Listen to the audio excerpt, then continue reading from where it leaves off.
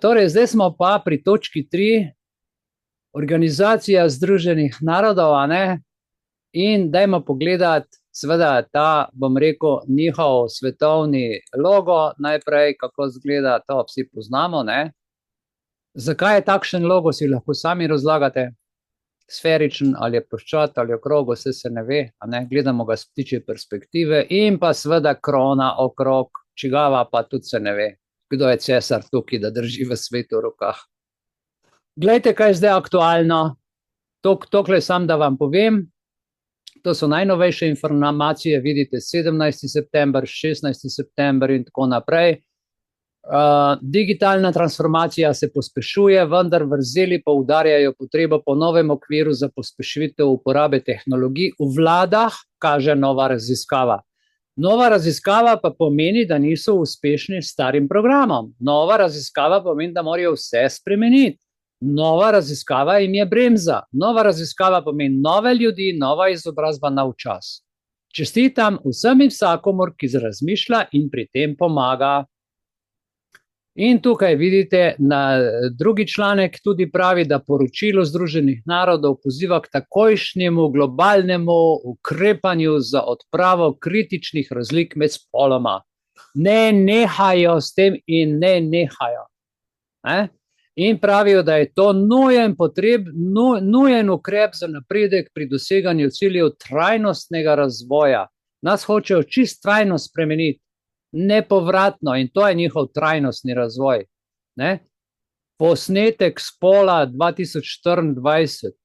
Women so izdali en poseben oddelek v Združenih narodov za ekonomske in socialne zadeve. Si morate misliti, kakšne bedarije se grejo, ti ljudje več, po moje, so izgubili kompas, in moralni, etični, pravni, skratka vse. Gremo naprej, glejte.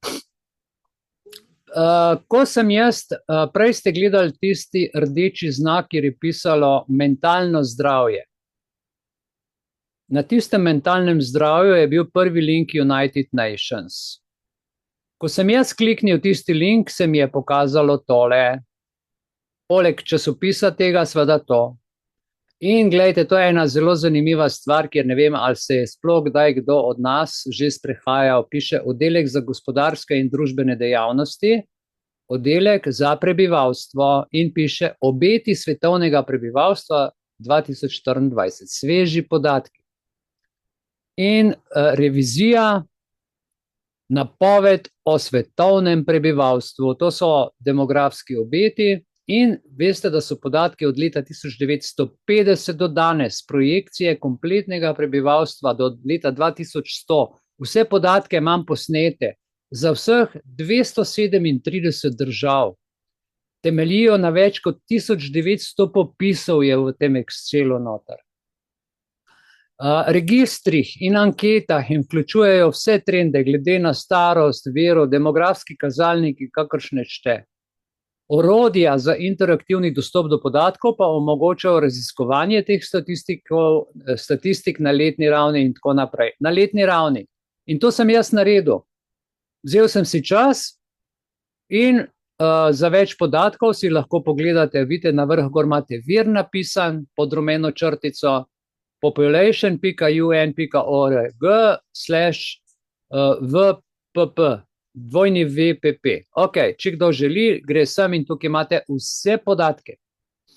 Kakšni so ti podatki? No, tle sem vam še pokazal spletno stran, kjer lahko podatke prenesete iz United Nations.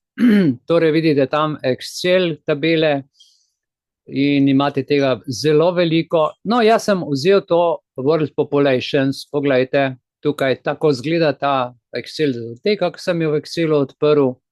In sicer je tam ena rubrika, kjer piše smrtnost žensk pred 40 letom. Skratka, rubrik je, veste, ogromno in si lahko to zračunate, kakor so pač podatki vnešeni. Države pač morajo to poročati, tiste, ki so članice Združenih narodov. Kar je mene pritegnilo, glede na to, da sem tukaj v Sloveniji in te stvari malo sledim, ne poznam, koliko žensk umre pred 40 letom, se me je pa bolj dotaknilo to, ker imam tukaj 30 let pisarno na Petkovškovem nabrežju in to, kolikor mi zadnje 4 leta tujcev hodi, je to meni mal čuden, ker so prišli mogoče v počitniškem, dopustniškem času, ne pa vsak dan. In sem šel gledat migracije. Našel sem jih noter v Excelu in sem odprl Slovenijo in sem se prebil čist na desni konec, daleč na migrante. Vidite? In gledajte, kaj sem odkril. Kaj sem odkril? Tukaj sem šel v Excel tabelo, sem vam s puščicami označil, levo na vrhu gore je leto, desno kaže, katera leta sem zajel. Od 18 do 23 sem vzel podatke ven. In tukaj imate net število migrantov po tisočih, to je 15 000, 16 000, 29 000, s to rumeno puščico, ne? In tukaj, koliko migrantov pride na populacijo 1000 Slovencev. In tukaj sem vam pripravil graf in vam tukaj povem takole. Dajmo ga povečati, da bomo videli.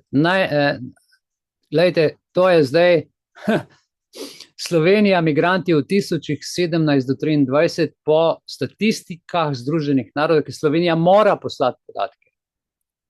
76 000 migrantov v tem času, v tem obdobju, to je slabih 6 let. Vsak četrti prebivalec v Ljubljani, če bi te migrante v Ljubljano stlačil, je migrant. Vsakega četrtega, ki ga v mestu srečate, je migrant.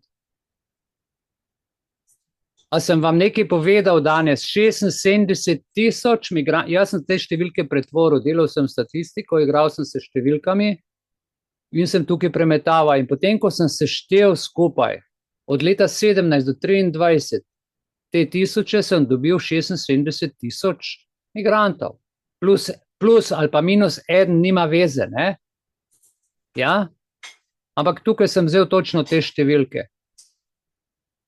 Da boste vedeli, če bo šlo v tem trendu naprej, je to. In zdaj, če gledate leto 2020, ko je bil Janša na oblasti, 29 000 ljudi je pripeljal noter.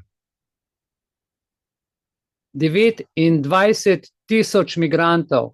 20 do 21 je pa največ ljudi umirali. To bomo videli kasneje. Tudi te statistike imam.